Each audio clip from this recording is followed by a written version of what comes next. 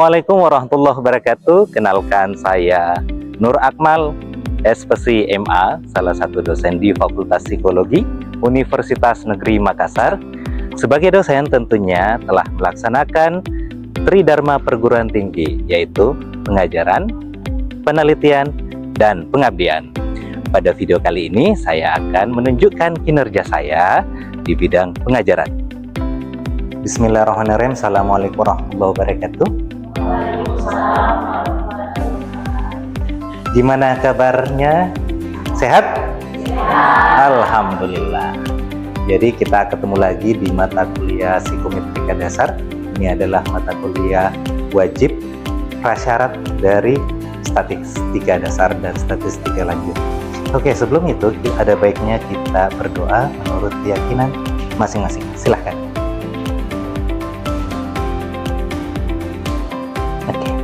Untuk mata kuliah ini diampu oleh 3 dosen, salah satunya saya gitu ya. Ada Ibu Widya Stuti, kemudian ada Ahmad Rizfa gitu ya, dan terakhir saya.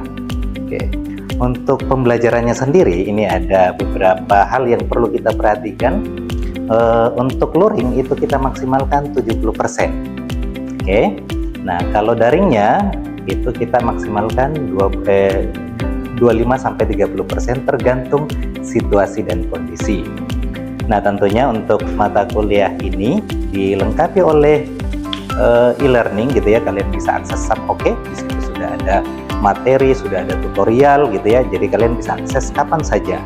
Untuk penugasannya ini ada tugas harian, ada juga tugas akhir berupa project based learning gitu ya.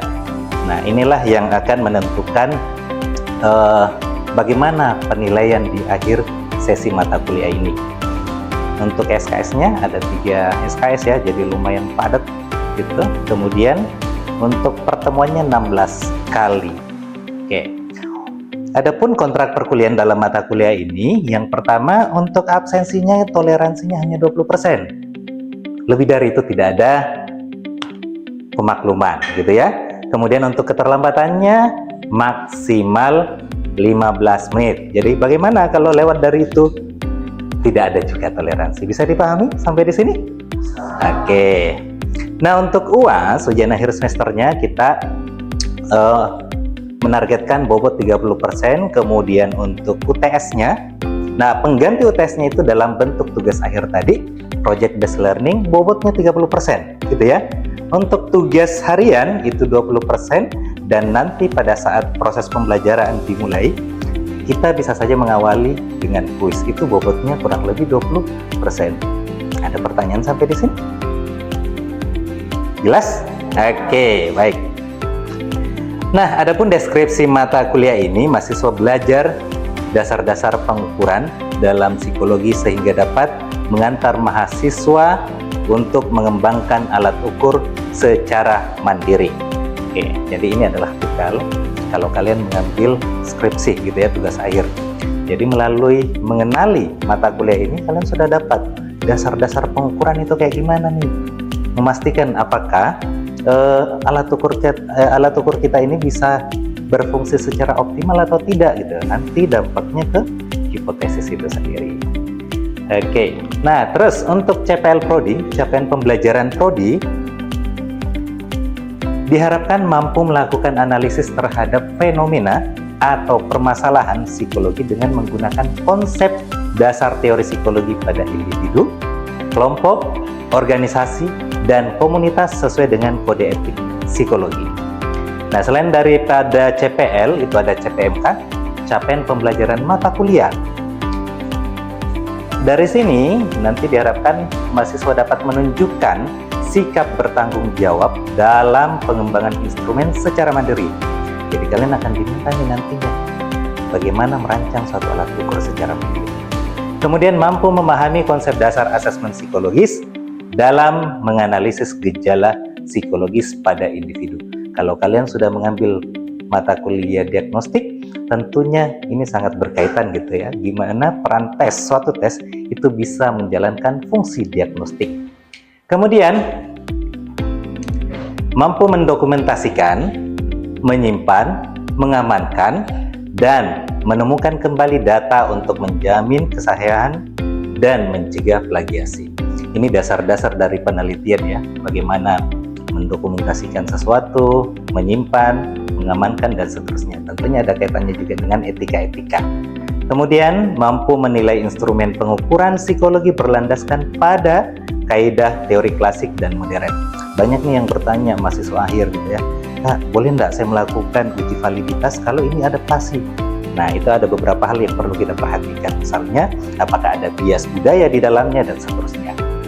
Oke, terus mampu menguasai prinsip-prinsip literasi data dan teknologi, utamanya penggunaan aplikasi pengolahan data kuantitatif guna memperoleh informasi. Waktu saya S1, software yang saya gunakan itu hanya SPSS. Sekarang subhanallah, banyak sekali. Selain daripada SPSS ada Jamovi, ada Listeral sudah lama, ada JASP, ada Statkal, ada PLS. Jadi sudah banyak software-software yang canggih untuk bisa melakukan analisis data gitu ya. Jadi yang kita harapkan kalian paham bagaimana menggunakan itu semua. Lebih lanjut, sub CPMK-nya mampu menerangkan pengukuran di bidang psikologi. Karena background kita adalah psikologi, tentunya bagaimana mata kuliah ini bisa relevan dengan mengenal konsep pengukuran di bidang psikologi. Sebentar saya terangkan lebih lanjut jenis-jenis atribut itu apa saja gitu ya. Kemudian mampu menguraikan jenis-jenis alat ukur, yaitu kognitif dan non-kognitif. Kemudian mampu menguraikan dasar teori pengukuran, mampu melakukan perhitungan data dengan teori pengukuran klasik. Kemudian mampu menunjukkan perhitungan data dengan teori pengukuran modern. Sekarang terjadi perbedaan pendapat. Ada satu pakar yang menggunakan teori klasik, ada satu pakar yang menggunakan teori modern. Pertanyaannya, kita selaku akademisi, yang mana yang harus kita ikuti? Oke, sebentar kita bahas ya. Kemudian, mampu menganalisis hasil perhitungan data, kemudian menceritakan prosedur adaptasi alat ukur, kemudian merinci tahapan pengembangan alat ukur kognitif dan non-kognitif. Saya kira ini jelas ya untuk sub CPMK-nya.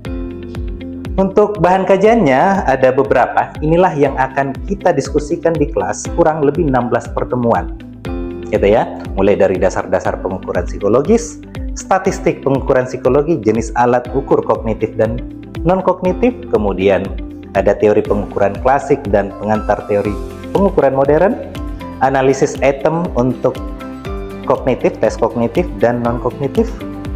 Kemudian tentunya akan kita kaji juga bagaimana reliabilitas, validitas, careless response, kemudian penormaan, prosedur adaptasi alat tes psikologi, kemudian tahapan pengembangan alat ukur kognitif dan non-kognitif.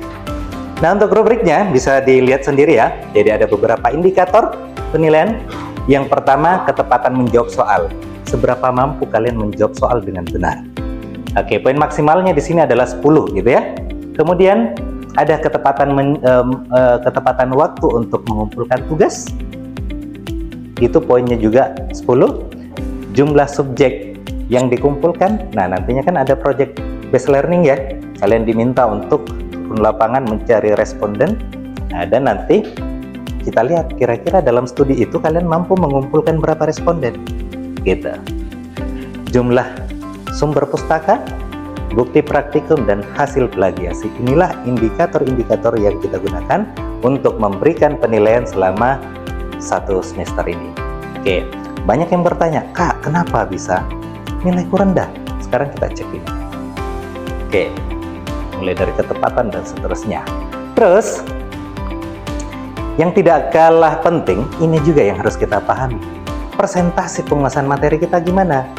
Jika penguasaan materi kita berada pada level 91% sampai 100%, maka kita bisa mendapatkan nilai A. Oke, bisa dipahami? Oke, tapi kalau misalnya kita ada dalam rentang ini, 41 sampai 45 sudah dipastikan teman-teman adik-adik sekalian itu dapat D. Gitu ya. Oke. Begitupun yang E, 0 sampai 40. Untuk referensi kita itu sebenarnya banyak ya, tetapi ini adalah yang pokok wajib untuk kita gunakan karena beberapa materi ini betul-betul mengacu pada buku ini, termasuk penugasan-penugasannya. Oke. Bukunya Prof. Saifuddin Azwar, dasar-dasar psikometrika, kemudian ada juga reliabilitas dan validitas. Oke, sebelum kita masuk ke materi pengantar psikometrika dasar, kita review dulu nih bagaimana pemahaman kalian tentang statistika dasar. Oke, ada yang masih ingat apa itu variabel? Silakan angkat tangan. Alza, silakan. Sesuatu yang bisa diukur. Sesuatu yang bisa diukur, yang lain. Ayolah. Tadi sesuatu yang bisa diukur. Terus, apa kira-kira? Variabel adalah segala sesuatu yang bervariasi. Oke, nanti saya kaitkan dengan pengukuran, tetapi setelah ini ya, gitu. Oke, jadi segala sesuatu yang bervariasi, entah itu fenomena, gitu ya, entah itu data yang sifatnya sederhana dan seterusnya. Yang jelasnya selagi dia bervariasi itu adalah variabel. Oke, pertanyaannya, apakah jenis kudung itu variabel? Tidak. Kita? Tidak. Yang lain. Tapi kita kembali ke definisinya. Variabel adalah segala sesuatu yang bervariasi. Ada yang mau berkomentar? Oke. Kita lanjut dulu ya ke hipotesis. Hipotesis itu apa? Dugaan sementara terhadap variabel-variabel yang ada. Gitu. Jadi kita membuat suatu kesimpulan sementara, tetapi kaitannya adalah variabel-variabel yang hendak kita teliti itu apa. Nah, terus lebih lanjut. Ada yang masih ingat apa itu data? Oke, data ini adalah informasi. Ini tidak bisa lepas dari kehidupan sehari-hari kita. Selagi dia mempunyai arti, itu adalah data. Mulai dari ujung kaki sampai ujung kepala kita, itu adalah data. Sekarang kita cek ya. Mulai dari kaki, sepatu kalian itu ukurannya apa? Ada yang 44, ada yang 43, ada 42, ada 35 dan seterusnya. Itu adalah data. Sampai ujung rambut panjang, botak, itu adalah data. Nah, kita kaitkan coba ke variabel. Segala sesuatu yang bervariasi. Jadi di dalam variabel itu terkandung suatu jenis data. Ada yang sifatnya nominal, ada yang sifatnya ordinal, ada yang sifatnya apa? Interval dan rasio. Sebentar saya jelaskan lebih lanjut. Sampai di sini paham? Jadi untuk bisa memahami psikometrika, kita harus paham dulu ini. Minimal dasarnya ini. Minimal dasarnya variabel, hipotesis, dan data. Karena apa? Dampaknya kepada teknik analisis data. Gitu. Oke, karena ini adalah mata kuliah psikometrika, maka kita harus mengkaji dulu tentang pengukuran. Kita sepakat dulu di wilayah pengukuran itu apa. Ada yang mau berkomentar apa itu pengukuran? Di sini ada timbangan gitu ya. Oke, biasa ya menimbang berat badan? Ada kenaikan? Ada? Naik berapa kilo? Alza, naik berapa kilo? 5 kilo? 3 kilo? Itu adalah pengukuran, gitu ya. Sampai di sini ada yang mau disimpulkan dulu tentang apa itu pengukuran? Oke, selanjut ya. Jadi ketika kita berbicara tentang pengukuran, maka kita akan membandingkan alat ukurnya dengan atribut yang hendak diukur. Bisa dipahami? Jadi ada alat ukurnya, ada atribut yang diukur. Gitu. Itu adalah pengukuran. Kemudian hasilnya selalu bersifat suatu deskriptif dan dinyatakan dalam bentuk angka. Misalkan nih, saya timbang berat badan. Kemudian sudah menemukan, oh ternyata 50 kg. Berarti berat saya adalah 50 kg. Nah, alat ukurnya apa? Timbangan. Atribut yang diukur adalah berat badan. Betul sekali, bukan manusia. Oke? Di dalam diri manusia terlalu banyak atributnya. Jadi kita harus tentukan dulu apa atribut yang diukur. Begitu. Ini sudah terpenuhi, sekarang kita lanjut di sini. Dinyatakan dalam bentuk suatu angka. Ada angkanya? Oke, kemudian jelaskan secara deskriptif, sekian beratnya, 50 kg beratnya. Oke, itu adalah prinsip pengukuran. Nah, coba sekarang kita identifikasi atributnya ya. Ini berat benda kira-kira atribut fisik atau atribut psikologis? Fisik. Fisik? Oke. Alat ukurnya kira-kira apa? Timbangan ya. Oke. Luas ruangan, atribut fisik atau psikis? Psikologis? Oke? Fisik ya? Ada yang berbeda? Sepakat? Oke, kita lanjut. Intelijensi. Hah? Psikologis. Agresivitas? Dan yang terakhir? Kecepatan? Fisik atau? Fisik ya? Oke. Terakhir, kecantikan wajah. Alat ukurnya apa? Kita kembali ke definisi membandingkan antara pengukuran, alat ukur, dan atribut yang diukur. Kira-kira kecantikan wajah itu alat ukurnya apa? Apa? Apa alat ukurnya? Kalau itu atribut fisik. Bisa dipahami ya? Nah, di sini coba kita sudah mulai mengkritisi apakah benar kecantikan wajah itu adalah atribut fisik atau atribut psikologis. Oke. Jadi, pengukuran adalah perbandingan antara atribut yang diukur dengan alat ukurnya. Misalnya, mengukur panjang meja. Jadi yang kita ukur adalah atribut panjangnya, bukan mejanya. Lagi-lagi bukan mejanya. Tapi atribut panjang mejanya. Oke. Kemudian menggunakan apa? Penggaris bisa, gitu ya. Oke. Kalau ada meteran tukang itu juga bisa, gitu. Dan dinyatakan dalam bentuk sentimeter, satuannya dalam bentuk sentimeter, jelas, gitu ya. Oke. Hasilnya bersifat deskriptif. Nah, ini hanya sebatas memberikan angka, gitu ya, tetapi tidak diinterpretasi. Gagah, cantik itu interpretasi tinggi, sangat tinggi ataukah pendek itu adalah interpretasi. Jadi level pengukuran hanya sampai mendeskripsikan angka, tidak lebih gitu. Sehingga kajian dari psikometri itu adalah berbicara tentang pengembangan teori dan model tes. Kemudian ini adalah merupakan suatu prosedur pemberian angka, proses kuantifikasi, maksudnya terhadap atribut atau variabel sepanjang kontinum. Jadi yang bisa diukur itu adalah hal-hal yang memiliki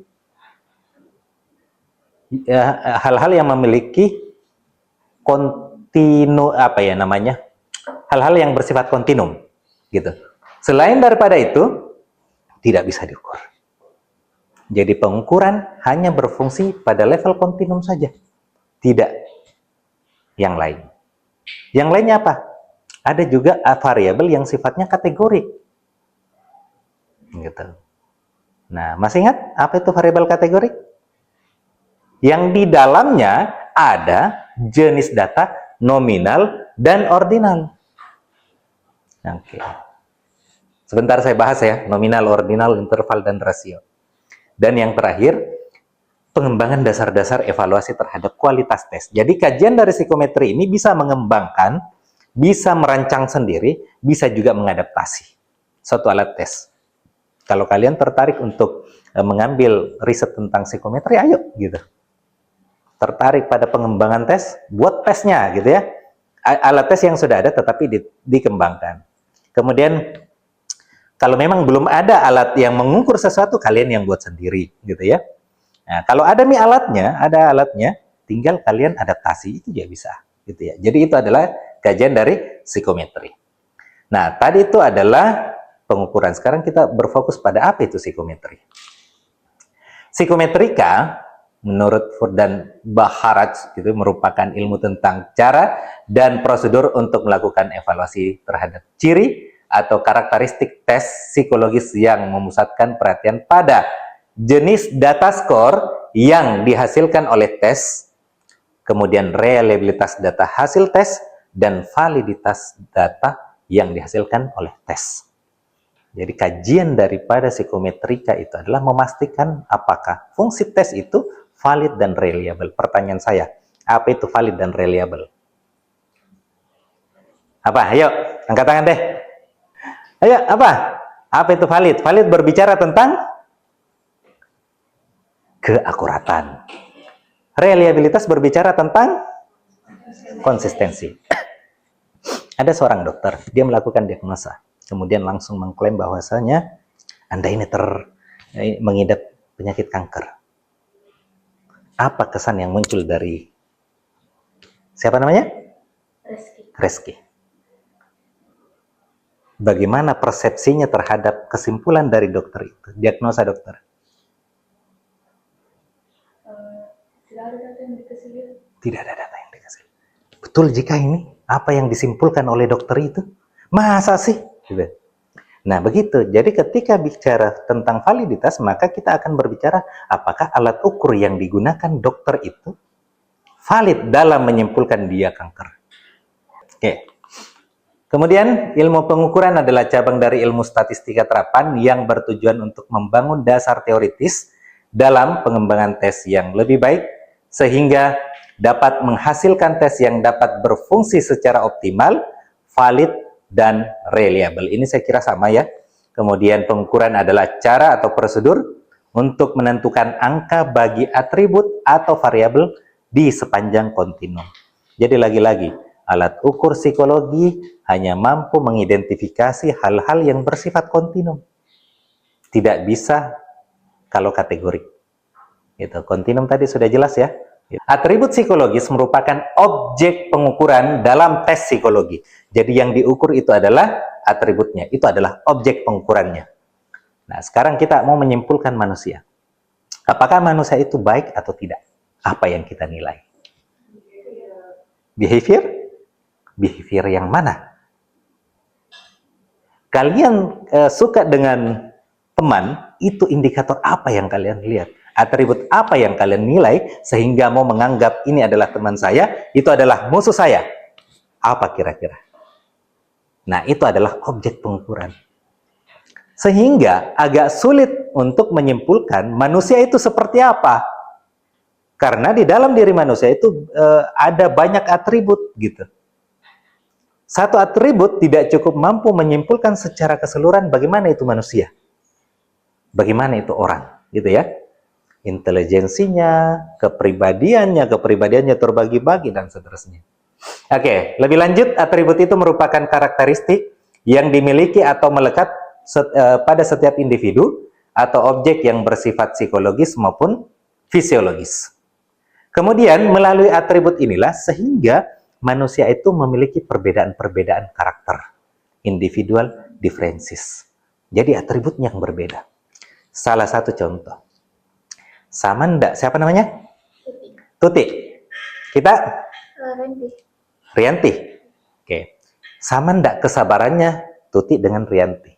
Dan Alza? Sama enggak? Ya, inilah yang menyebabkan perbedaan individu. Gitu. Satu atributnya sama, tetapi sudah terlihat variasi bagaimana model kesabarannya dari ketiga teman tadi. Gitu ya. Kemudian yang diukur adalah atribut psikologis yang tidak dapat diamati secara langsung, melainkan dilakukan melalui indikator-indikatornya.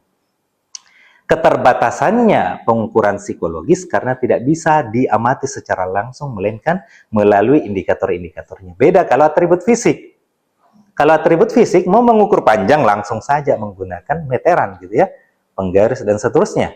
Tapi kalau manusia, atribut psikologis itu tidak bisa disimpulkan langsung. Harus dulu dibuat klasifikasi indikator apa saja yang akan kita berikan penilaian. Oke, sekarang kita masuk ke materi tentang evaluasi. Jadi, tadi setelah kita melakukan pengukuran, selanjutnya kita akan melakukan perbandingan. Perbandingan antara hasil yang diukur dengan suatu norma atau kriteria, kemudian hasilnya bersifat kualitatif dan dinyatakan secara evaluatif. Ada mobil yang melaju dengan kecepatan 60 km per jam. Pertanyaannya, cepat atau lambat itu mobil? Cepat? Cepat enggak? Apa? Cepat ya? Cepat atau lambat? Cepat atau lambat nih? Cepat. Yang lain? Angkat tangan. Angkat tangan deh. Jangan main keroyokan tuh. Ayo. Ayo. Cepat atau lambat? Cepat. Oke, ada yang lain? Cepat atau lambat? Cepat. Ada yang lain? Pertanyaan lebih lanjut. Bagaimana dasarnya kita bisa menilai itu cepat atau lambat? Perbandingannya dengan yang lambat seperti apa? Jalan aspal yang digunakan. Aspal yang digunakan, ada yang kasar, ada yang tipis, begitu? Jalan tol. Oke. Oke, sekarang 60 km per jam masuk di dalam tol. Cepat atau lambat? Lambat. Kalau dia masuk di dalam gang? Cepat. Jadi tergantung dari pembandingnya apa gitu ya. Tinggi badan 185 cm. Kira-kira ini gimana? Tinggi ataukah pendek? Tinggi. Dari mana bisa kita simpulkan tinggi? Betul sekali. Rata-rata orang Indonesia punya punya tinggi badan 165. Nah, Eki 60. Rendah? Rendah? Tergantung pembandingnya gitu ya. Sehingga hasil pengukuran ini perlu dievaluasi dengan cara apa? Cari normanya dulu, baru bisa berikan evaluasi. Ini tinggi, ini pendek, kemudian ini rendah, ini tinggi dan seterusnya. Jelas sampai di sini? Ada pertanyaan? Ada pertanyaan? Tidak. Paham ya? Jadi interpretasi terhadap hasil pengukuran hanya dapat bersifat evaluatif apabila bersandarkan pada norma atau kriteria. Norma berarti harga rata-rata bagi suatu kelompok subjek, tadi sudah dijelaskan. Ada rata-rata. Itulah yang menjadi patokan kita, gitu ya. Ini yang saya maksud tadi. Level pengukuran data kan waktu di awal ya, saya menyinggung tentang nominal, ordinal, interval, dan rasio. Yang bisa dikenakan pengukuran adalah interval dan rasio. Pertanyaan lanjut adalah skala psikologi itu jenis datanya ordinal, tetapi kenapa bisa dikenakan komputasi? Silakan cari refleksi. Nah, disinilah yang simak. Tidak ada pendekatan tunggal yang bisa diterima secara universal, gitu. Nominal hanya digunakan untuk membedakan antara jenis benda yang ada. Laki-laki, perempuan. Laki-laki diberikan skor 1, perempuan diberikan skor 2. Bisa nggak diganti 0? Bisa. Kenapa? Fungsinya pembeda. Betul sekali. Pertanyaan lebih lanjut. Bisa nggak kita menghitung nilai rata-rata dan standar deviasi dari jenis kelamin yang ada? Tidak bisa ya, karena jenisnya pembeda gitu. Sekarang kita silahkan di scan barcode-nya, kemudian dijawab soalnya kurang lebih 10 menit. Waktunya sekitar 5 menit dimulai dari sekarang. Silahkan.